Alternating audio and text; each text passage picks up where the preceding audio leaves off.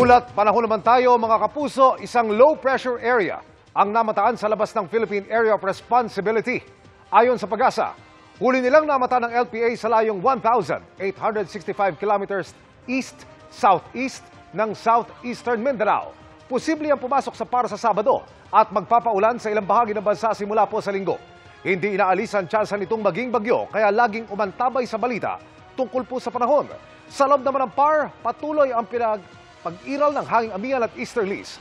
Base sa datos sa Metro Weather, mababa ang tsansa ng ulan sa halos buong Luzon maliban lang sa Quezon, Aurora at Mindoro provinces. May heavy to intense rains kaya maging handa sa banta ng baha o pagguho ng lupa. Posible rin ang ulan sa Camarines provinces at Catanduanes.